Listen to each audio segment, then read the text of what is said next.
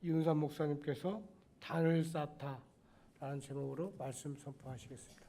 목사님 나오시고 우리 박수로 환영하겠습니다.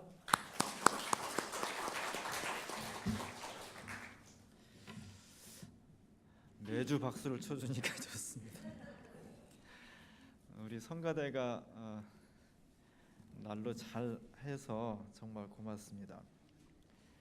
특별히 남자 성가대원들이 그동안 이상락 선생님 혼자 그냥 외롭게 자리를 지켰었는데 제가 봐도 참 외로운 남자였거든요. 근데 양쪽에 멋진 젊은 우리 두 젊은 남성분이 딱 옆에 있으니까 뒤에서 봐도 굉장히 매력적입니다.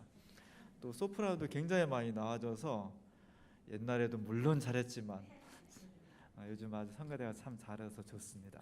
앞으로 점점 더 성가대가 찬양을 잘했으면 좋겠습니다. 그래서 예배는 성가대가 길을 잘 닦아놔야 그 다음에 설교가 쉬워져요. 성가대가 죽을 써버리면 설교가 밥이 잘 안 돼요. 그래서 성가대가 앞으로 열심히 연습하거든요. 나머지 교인들은 위에서 기도해 주시고 또 먹을 것도 좀 있으면 좀 싸주시고 해서 우리 성가대원들이 힘들지 않도록 여러분 다 같이 협력해 주시기를 바랍니다. 오늘 우리가 아브라함 이야기를 같이 읽었습니다.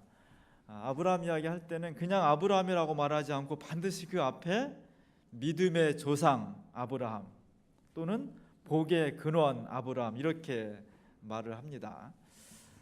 믿음의 조상이란 말은 참 아무에게나 붙일 수 없는 소중한 말입니다. 조상이란 말은 그냥 혈연적으로 할아버지의 또 할아버지 뭐 이런 뜻만 있는 것이 아니라 어떤 모델이 된다는 거예요. 사전적인 모델 이런 걸 우리가 전범이라고 하거든요. 헬라어로는 파라디그마라고 하는데 영어로 가면 패러다임이 됐다 그럴 때 가장 이상적인 기준이 된다는 뜻입니다. 신앙은 어떻게 하는 걸까요? 예수는 어떻게 믿는 겁니까? 물어보면 아브라함을 보십시오. 이 사람이 바로 신앙의 가장 모범입니다. 우리가 잘 모르면 뭘 찾아요? 사전을 찾잖아요. 그런 것처럼 잘 모를 때 뭔가 딱 이렇게 하면 되는 겁니다. 딱 말하고 싶을 때 아브라함을 보십시오. 수천 년 동안 아브라함은 신앙의 가장 완벽한 기준이 되었다는 겁니다. 여러분들 각자가 주민교회는 어떤 교회입니까? 아무개 집사님 보십시오. 저 사람이 바로 주민교회입니다. 우리 모두가 다 그런 사람이 돼야 돼요. 우리 모두가 그런 그리스도인이 될 때 주민교회가 하나님 앞에서 바로 서는 그런 기독교인 공동체가 될 수 있는 겁니다. 아브라함 어떻게 해서 그런 신앙의 위대한 인물이 되었을까? 참 궁금하죠. 저도 그러고 싶고 여러분도 다 그런 꿈을 가져야 됩니다. 나도 아브라함처럼 신앙이 뭡니까? 물어보면 이 사람을 보십시오. 이렇게 할 수 있는 그런 어떤 꿈을 가졌으면 좋겠습니다. 창세기 12장에 보면 하나님께서 아브라함을 부르십니다. 단순히 부르신 것이 아니라 아브라함이 대대로 살았던 고향과 친척을 떠나서 가라는 거예요. 그래서 아브라함이 그 음성을 듣고 굉장히 고민을 합니다. 물론 성경에 그 고민하는 게 잘 안 나타나 있어요. 너무 간단히 나타나서 안 나타나 있지만 얼마나 힘들겠어요. 어느 날 갑자기 너 불러서 가. 왜 가라는 건지 어디로 가라는 건지 어떤 프로그램이 있는 건지 아무것도 알려주지 않고 무조건 떠나라는 겁니다. 어떤 안전도 없는데 어떤 것도 보호할 수 없는데 아브라함이 떠난 그 경로를 지도에서 보면 굉장히 멀어요. 수천 킬로에 해당하는 겁니다. 지금 교통이 잘 돼 있고 치안이 잘 돼 있고 안내 프로그램이 잘 돼 있는 곳에 너 갑자기 가 그래도 쉽지 않은 거거든요. 근데 고대에 차도 없어, 경찰도 없어, 어떤 것도 보호장치가 없는 상황 가운데 단순히 걸어서 가족들 다 데리고 재산 다 챙겨서 가 이렇게 말할 때 저 떠난다는 게 쉬운 게 아닙니다. 그가 출발한 하란이란 지역은 지금 이라크 지역이죠. 쿠웨이트, 이라크 그쪽 지역에서 메소포타미아를 횡단해서 세겜 지역에 이르렀고 세겜에서 하란에서 가나안 땅까지. 그런 여정이 굉장히 먼 길이었고 위험한 길이었습니다. 그것을 두말하지 않고 많은 고민이 있었지만 마침내 결정을 따르기로 했다는 것이 중요한 거예요. 우리도 하나님 말씀을 들을 때 왜 고민이 안 되겠어요? 내 현실이 있고 어렵고 힘들죠. 우리도 밤새 고민하고 갈등을 합니다. 마침내 하나님 말씀에 순종하는 것, 이것이 신앙입니다. 신앙이라고 하는 것이 하나님 말씀한다고 그냥 아무 고민 없이 그럴 수 있는 사람은 없어요. 갈등도 하고 고민도 하고 유혹도 받고 할까 말까 그러다가 마침내 결정하는 것, 그것이 내 뜻이 아니라 하나님의 뜻이었다는 것이 중요한 겁니다. 신앙은 맹목적이에요. 맹목적인 성격이 있는 겁니다. 하나님 말씀이기 때문에 잘 이해가 안 되지만, 어떤 보장도 없지만 하나님 말씀이기 때문에 따르는 것, 그것이 신앙입니다. 오늘날 현대인들은 지식이 발달하고 이성이 발달하고 합리적이 됐어요. 그래서 옛날보다 하나님 믿기가 어렵습니다. 왜냐하면 신앙은 기본적으로 맹목적인 성격이 있는데 합리적인 인간일수록, 이성적인 인간일수록 맹목성을 받아들이기가 어렵습니다. 그래서 과거에 비해서 현대인들은 신앙생활 하기가 대단히 어렵습니다. 가면 갈수록 하나님 믿기가 어려운 시대가 되고 있어요. 그런 가운데에서 오늘 아브라함처럼 어떤 보장도 없지만, 어떤 근거도 없지만 하나님 말씀이기 때문에 내 인격 전체를 투여하겠습니다라는 맹목성, 끝없는 순종, 이것이 아브라함을 단순한 자연인 아브라함이 아니라 그 앞에 믿음의 조상, 복의 근원, 이런 수식어가 붙게 된 것입니다. 이 놀라운 역사가 우리 가운데 있을 수 있길 바랍니다. 특별히 아브라함이 복의 근원이 되었다는 것은 첫 번째로 그는 땅을 약속받는 그런 사람이 되었습니다. 저는 집을 평생 가져보지 못해서 언젠간 내가 집을 꼭 가져보고 싶다는 생각이 있어요.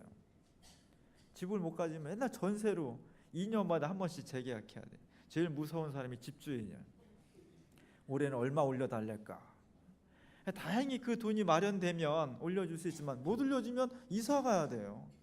똑같은 집을 살아도 내 집에 사는 거랑 남의 집에 사는 거랑 다릅니다. 내 집에 살면 이렇게 저렇게 막 꾸며 막 들여놓고, 막 남의 집에 살면 2년 뒤에 이사 갈 건데 뭐 대충 살다 가야지.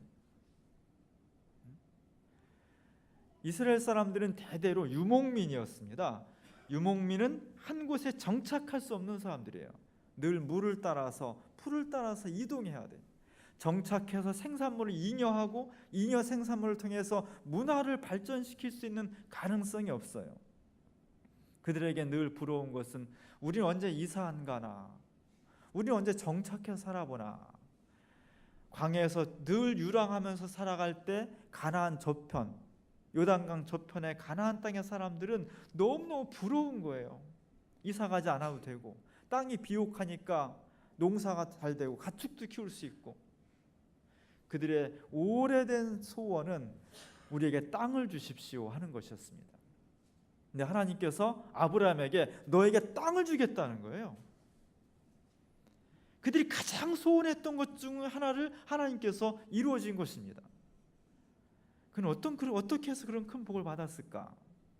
또 하나는 자손을 주겠다는 거였어요. 하늘의 별처럼, 바닷가의 모래알처럼 엄청난 자손을 주겠다는 거예요.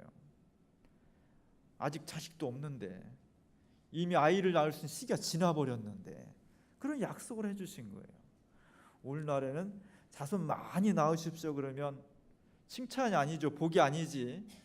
하나 더 낳는 게 얼마나 힘드는데. 그러나 옛날에는 자손이 많은 것이 엄청난 복이었습니다. 왜냐하면 군대가 없는 시절에 외부로부터 침략을 받는데 그를 보호하려면 우리 가족이 많아야 보호할 수 있는 거예요. 특히 여성보다 남성이 그래서 소중한 겁니다. 생존이 걸린 문제니까, 남자가 곧 군사력이었으니까 우리 부족이 존속하느냐 멸망하느냐는 얼만큼 사람을 많이 낳아서 사람을 많이 불리느냐가 중요한 거예요. 그래서 여성도 요즘같이 빼빼 마르고 늘씬한 이런 여성은 안 예쁜 여성이에요. 풍성해야 돼. 애를 잘 할 수 있는 여성이. 그래서 옛날에 나오는 비너스상은 그게 빼짝 마른 여성이 아닙니다. 그 출토된 그 조각상들을 보면 이런 여성, 아이를 잘 낳을 수 있는 게 아름다움의 기준이었던 거예요. 생산력이 곧 선이었습니다. 그리고 사람이 많아야 농사를 지을 수 있고 먹을 걸 생산할 수 있었던 거예요. 이렇게 자손이라고 하는 것은 우리 부족을 보호할 수 있는 군사력이었고 우리 부족에 먹을 걸 해결할 수 있는 생산력의 근원이었습니다. 이 두 가지를 자손이, 사람이 많은 것이 책임지고 있었던 거예요. 하나님께서 고대 아브라함 시대에 가장 중요한 땅과 자손의 축복을 아브라함에게 주었다는 겁니다. 지거 쾌더라는 신부님이 그 아브라함을 그렸어요. 주보에 나와 있는 그림. 주보에 나와 있는 그림을 보면 아브라함이 하늘을, 눈을 이렇게 치켜뜨고 하늘을 우러러보고 있습니다. 그의 삶의 지향점이 땅이 아니었다는 거예요. 하나님을 우러러보았습니다. 그러자 하나님께서 밝은 빛을 내려주셔서 그의 정수리에 빛을 쏟아내고 있습니다. 그의 뒤로는 약속처럼 하늘의 별들이 무수히 반짝이고 있고 그의 뒤에는 땅들이 펼쳐져 있습니다. 하나님 내리신 그 빛은 아브라함의 얼굴을 통해서 통과하고 그의 손까지 내려오고 있습니다. 저 빛은 땅과 자손에 대한 축복을 넘어서 먼 훗날, 아주 먼 훗날 2000년 후에 이 세상 전체를 구원하실 메시아의 빛으로 다가오실 것입니다. 아브라함은 그런 놀라운 엄청난 은총과 축복을 받았습니다. 우리도 그렇게 되고 싶죠? 저도 그랬으면 좋겠어요. 정말 수많은 목사 중에 네가 최고야, 뭐 최고라는 게 꼭 잘났다기보다는 정말 너 마음에 들어. 수많은 그리스도인들 중에서 주민교회가 정말 마음에 드는 교회야. 저는 그랬으면 좋겠습니다.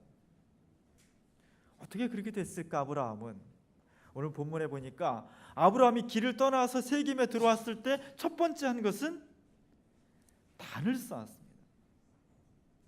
그리고 그가 옮겨가면서 또 단을 쌓았습니다. 아브라함이 했던 것, 중요한 것 중에 가장 소중한 것은 가는 곳마다 단을 쌓았다는 거예요. 그는 단을 쌓는 사람이었습니다. 하나님 앞에 단을 쌓아서 예배를 드리고 하나님 앞에 단을 쌓아서 하나님 내게 말씀하십시오. 내가 그 말씀대로 순종하겠습니다. 그런 자세를 가지고 살았다는 겁니다. 제가 지난번에 취임식 하면서 상징적인 그림으로 아브라함이 이삭을 제단에 바치는 그림을 제가 취임하는 어떤 그 의미를 가장 잘 대변하는 그림으로 정했습니다. 100세에 낳은 아들, 하나님께서 약속하신 하늘의 별처럼 바닷가의 모래알처럼 내 자손을 번성케 할 것이다. 누구를 통해서? 이삭을 통해서. 이삭이 있어야 되는 거죠. 100세에 낳은 정말 눈에 넣어도 아프지 않은, 사람이 나이를 먹으면 먹을수록 아이가 예쁘다고 그래요. 젊었을 때 내 자식은 지겨워 막 너무 힘들어가지고, 근데 손주는 너무 예쁘다고 그래. 맞아요? 저는 아직 손주가 없어서 모르겠습니다만 진짜 그렇대요. 사람이 나이를 먹을수록 아이가 예쁜 거예요. 100세나 하는 아들이니까 얼마나 예쁘겠어. 정말 나는 더 이상 살 여한이 없는 거예요, 이 아이를 위해서라면. 근데 하나님께서 이삭을 위해서 내 목숨을 바쳐 그랬으면 얼마든지 바칠 수 있는데 이삭을 바치라는 거예요. 참 얼마나 많이 고민했을까요? 근데 그는 그것을 실행합니다. 어느 날 갑자기, 이 어떻게 갑자기 됐겠습니까? 아브라함이 이삭을 바칠 수 있었던 것은 아브라함의 평생 동안 가는 곳마다 정성껏 다해서 단을 쌓은 최고의 정점, 절정에 이삭을 바치는 제단이 있었던 겁니다. 우리가 평상시에 제단을 쌓는 것, 그것이 모아졌을 때 신앙의 절정이 이루어지는 것이고 내 자신 전 존재를 바치는 결단이 이루어지는 것이지, 평상시에 단을 잘 안 쌓으면서 나는 순교할 수 있다, 나는 하나님 말씀에 내 인생 전부를 걸 수 있다, 불가능한 겁니다. 아브라함이 이삭을 바칠 수 있었던 것은 평상시에 그가 단을 쌓는데 정성을 다하는 삶이 있었기 때문입니다. 단을 쌓으시기 바랍니다. 단을 열심히 쌓기 바랍니다. 하나님 앞에서 단을 쌓는다는 것은 구별하는 거예요. 아까 나왔던 그림 중에 돌단을 쌓잖아요. 그냥 평지에 예배를 드려도 돼요. 그러나 평지가 아니라 아브라함은 돌을 모아서 단을 쌓아서 하나님 앞에 예배를 드렸다는 겁니다. 기독교는 엄격히 말하면 인간에 대해서, 인간이 만들고 있는 사회와 역사에 대해서 비관적인 전망을 가지고 있습니다. 인간은 죄인이라는 거예요. 하나님 앞에서 아무리 애쓰고 노력해도 스스로 거룩해질 수 없는 죄인이다. 인간을 부정적으로 보는 거죠. 인간이 만든 사회와 역사, 선하고 아름다게 될 거다. 물론 노력은 해야 되지만 이 역사와 전망에 대해서 부정적인 전망을 가지고 있는 겁니다. 그래서 우리의 일상이 죄 속에 얽혀 있기 때문에 하나님 앞에 드려지는 일상 속에서 예배는 그냥 일상이 아니라 그것에서 구별해서 예배를 드려야 된다는 것이 기독교 신앙이에요. 1823년도에 프란시스 고야라는 화가가 개라는 그림, 개가 어디 있을까요? 잘 보여요? 어떻게 이뻐 보입니까? 개가 뭔지 모르는 거대한 모래늪 또는 거대한 어떤 어둠 이런 곳에 빨려 들어가는, 아무도 주변에 아무도 없습니다. 개 딱 한 마리 있는데 그것도 목만 남아 있어. 몇 시간 지나면 저기는 어떻게 될까요? 아마 저 거대한 늪 속으로 빠져 들어가서 없어질 것입니다. 우리의 일상은 저 늪과 같습니다. 우리는 저 개와 같은 운명을 가지고 있는 거예요. 우리가 가만히 있으면 죄가 나를 삼키려고 하고 죽음이 우리를 삼키려 몰려드는 것이 우리 현실이라는 겁니다. 그래서 그리스도인은 그런 죄된 현실에서 죄된 모습을 하나님 앞에 경배드리는 것이 아니라 단을 쌓아서 평지와 구별되는 장소를 만들어서 그곳 하나님 앞에 영광을 드려야 된다는 겁니다. 그 단이 바로 예배가 되는 거죠. 우리 한 주간 일주일을 가지고 있습니다. 그 중에 하루, 주일을 구별해서 하나님 앞에 예배를 드리는 겁니다. 단을 쌓는 겁니다. 우리의 목표는 월요일부터 토요일까지는 아무렇게나 살고 주일에 하루만 딱 거룩하게 살자? 그건 아니죠. 주일에 이렇게 엄숙하고 거룩하고 하나님과 동행하고 찬양하고 기뻐했던 것처럼 월요일부터 토요일까지도 점점 그렇게 살자고 하는 것이 우리의 목표입니다. 근데 그렇게 살아야 될 월요일부터 토요일까지의 세속은 만만치가 않은 거예요. 저 개처럼 우리가 딛고 서 있는 현실은 그렇게 우리가 거룩하게 살 수 있도록 내버려 두지 않습니다. 마치 거대한 모래늪처럼 어둠처럼 우리를 죄가 덮쳐와서 자꾸만 그것을 끌고 들어가려고 해야 돼. 그렇게 하고 있어요. 그래서 우리는 이 주의를 거룩하고 온전하게 지킴으로써 저 늪처럼 빨려 들어간 세속 가운데 넘어지지 않도록 영역을 갖춰야 되는 겁니다. 바른 신앙인은 오늘 주일을 월, 화, 수, 목, 금, 토까지 확대시켜 나가는 것, 평일을 주일화 시키려고 하는 사람이 건강한 그리스도인이에요. 안타까운 그리스도인은 거꾸로 되는 거예요. 주일을 평일처럼 살려고 하는 사람, 하나님 앞에 나오는데 아무런 준비 없이 그저 영화 구경하듯이, 친구 만나러 가듯이, 주일을 거룩한 날인데, 주일은 구별된 날인데 평일처럼 살려고 하는 사람은 성숙이 안 돼, 성장이 안 돼. 그 사람은 온전한 그리스도의 삶을 살기가 대단히 어려운 겁니다. 그래서 우리는 주일을 하나님이 받으실 수 있는 온전한 예배를 드릴 수 있도록 노력을 해야 됩니다. 우리 조상들, 우리 어르신들, 할아버지, 할머니들 그 조상들께 제사 드리는 거 보셨죠? 대충 드립니까?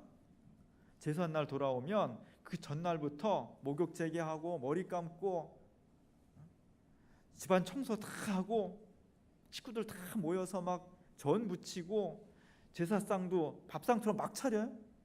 정갈하게 순수에 정성을 다해서 차립니다. 우리 조상들한테 하는데도 그런데 창조주 하나님 앞에 예배를 드리러 나오는데 우리가 준비를 하고 나와야 돼. 아무것도 없이 그냥 나와버려.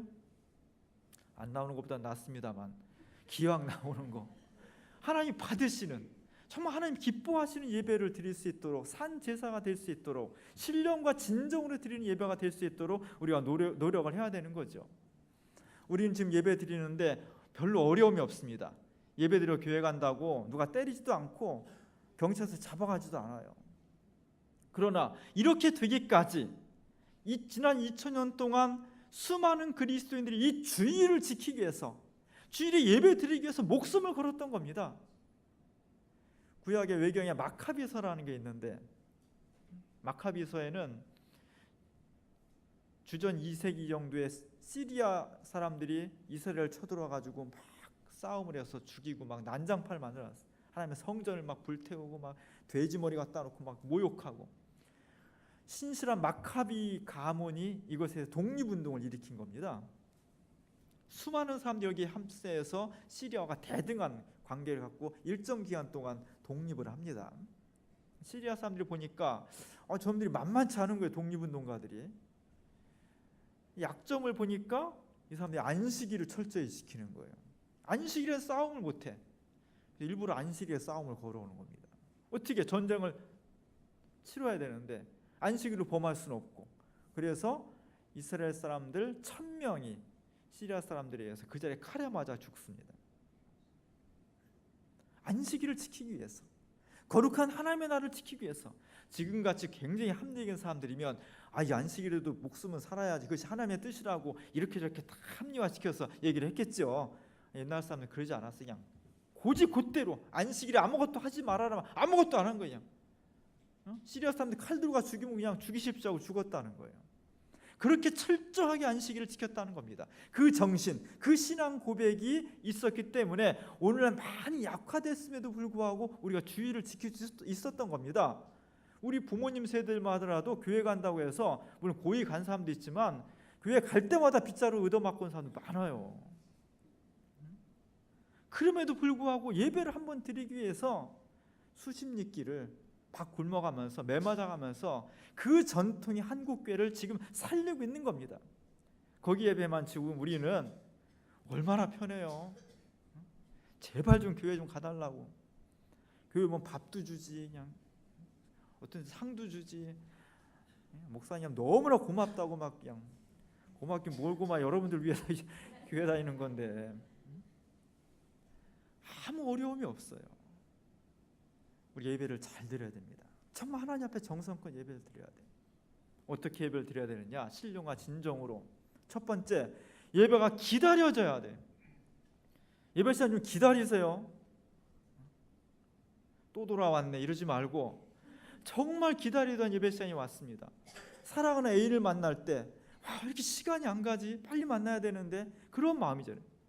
하나님이 나를 너무나 사랑하시는데, 하나님 나를 너무나 기다리고 있는데 나는 배짱 탁탁 튕기면서 가도 되고 안 가도 되고 가주지 뭐, 이런 마음으로 오면 참된 예배가 될 수 없는 거예요.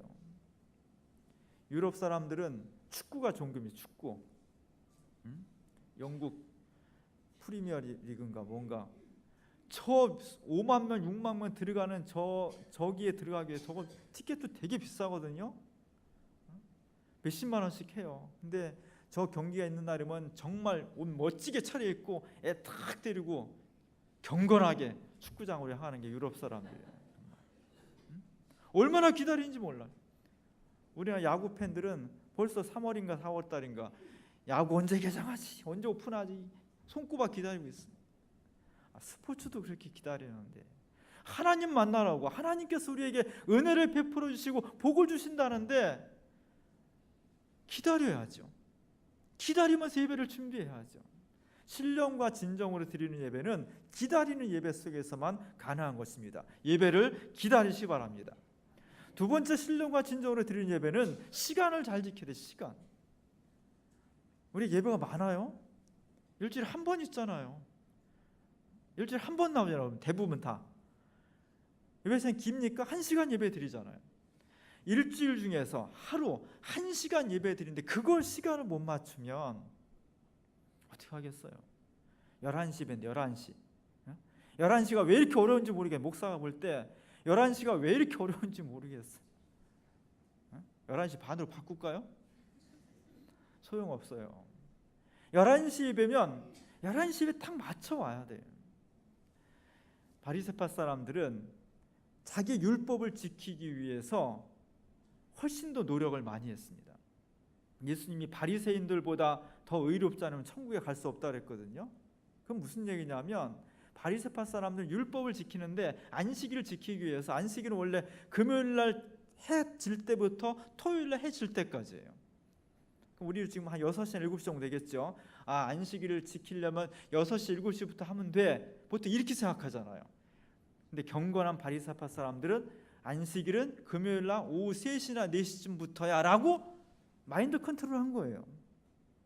그래서 혹시 깜빡하더라도, 혹시 그걸 지키지 못하더라도 6시 7시 진짜 안식일을 범하지 않도록, 이것을 율법의 울타리라고 했어요. 11시 예배면 예배니까 내가 11시까지 가야지, 이런 사람은 자꾸 늦게 돼. 왜? 교통이 막힐 수도 있고 갑자기 무슨 일이 생길 수도 있고 오다가 돌아갈 수도 있고. 우리 마음속으로 주민교회에 내가 하나님 앞에 단을 쌓는 예배는 10시 반이라고 생각을 해야 돼요. 10시 반이라고 스스로 마음을 먹어야 돼. 그래야 혹시 늦더라도 10시 40분 50분에 오는 겁니다. 11시라고 생각하면 진짜 운이 좋아 11시에 오는 거예요. 저 11시가 난 얼마나 한이 맺혔어요. 11시에 우리 주민교회 좀 11시에 딱 왔으면 좋겠습니다. 일주일에 한 번 예배 드리잖아요. 시간을 잘 지키는 것이 하나님 앞에 신령과 진정으로 드리는 예배입니다. 세 번째는 바른 자세. 바른 자세. 면접 보잖아요. 면접 보는데 저 사람이 바른 눈을 가지고 있지 않으면 떨어집니다. 면접관이 물어보는데 딴청 부리고 딴 데 쳐다보고 발바닥 쳐다보고 이러면 100% 떨어지는 거예요. 하나님 앞에 예배 드릴 때 여러분의 눈이 하나님을 앙망해야 돼. 십자가를 바라보고 예배 인도자와 설교자와 눈을 맞출 수 있어야 됩니다. 예배 시간에 핸드폰 보지 마세요. 예배에서 핸드폰 꺼놔요. 그 1시간 꺼놔도 세상 안 망하고 뭐 어떻게 잘못되지 않습니다. 그냥 예배 시간에 뭐 카톡이라도 올까 봐 그냥 오길 기다리는 사람처럼. 그럼 신령한 예배가 안 되는 거예요. 우리의 눈이 하나님께 정조준돼 있어야 돼요. 바른 자세는, 바른 예배는 정시에서 오는 거예요. 바른 눈, 그리고 바른 자세를 가져야 돼요. 여러분, 바르게 앉으십시오. 우리 조상들은 바른 마음은 바른 자세에서 나온다 그랬어요. 이제 며칠 있다가 김연아 나올 텐데, 김연아는 재주도 많아요. 스케이트도 잘 타지만 앉기도 잘해. 바르게 앉잖아요. 우리 하나님 앞에서 예배를 드릴 때 우리가 지체 높은 사람이나 공경하는 어른들 앞에서 우리가 바른 자세로 앉지, 다리 꼬고 앉고 이렇게 누워있고 그러지 않아요. 하나님 앞에 드리는데, 우리가 하나님 앞에 드리는 예배는 바른 자세를 가져야 돼요. 그 바른 시각, 바른 자세를 가질 때 바른 마음이 나올 수가 있는 겁니다. 네 번째로는 예배는 드리는 거예요. 예배는 영화 관람이 아닙니다. 예배는 그냥 강연 듣는 게 아닙니다. 내 인격을 드리는 거예요. 십자가 달리신 예수님, 그 예수님 제물이 되셨는데 내가 하나님 앞에 저 제물이 되어야 되는데 주님이 은혜를 베풀어서 나 대신 저 십자가 달 죽으신 거잖아요. 저 십자가에 내가 동참하는 마음으로 정말 고맙습니다. 정말 죄송합니다. 어떻게 하면 좋을까요? 이런 마음으로 나 자신을 드리는 겁니다. 이것이 예배입니다. 어떤 말 하나, 잘 하나 한번 들어보자. 영화 구경하듯이 탁 누워가지고 재밌나 한번 보자 이런 자세를 가지고는 절대로 신령과 진정으로 드리는 산 예배가 될 수 없는 겁니다. 살아있는 예배는, 신령과 진정의 예배는 나를 드리는 거예요. 인격적으로 나를 드리는 겁니다. 이 한 시간 하나님 날 받아주십시오. 내 마음, 내 눈길, 내 몸, 내 삶 전체를 주님 받아주십시오 하는 그런 자세로 드리는 겁니다. 이 살아있는 예배가 될 때 하나님께서 우리를 받아주시고 하나님이 기뻐하시는 겁니다. 신앙은 여러 가지가 있습니다. 그러나 가장 중요한 것, 가장 핵심적인 것, 그 출발점, 그것은 예배입니다. 그 예배 속에 나의 마음과 내 삶과 내 현재와 미래와 모든 것을 다 한 시간 동안에 응집해서 하나님 앞에 드리는 겁니다. 그 예배를 신령과 진정으로 드리시기 바랍니다. 그 예배를 기다리십시오. 그 예배 시간을 흠집 내지 마십시오. 그 예배를 바른 눈으로, 바른 자세로, 그리고 나 자신을 인격적으로 드리는 예배가 되십시오.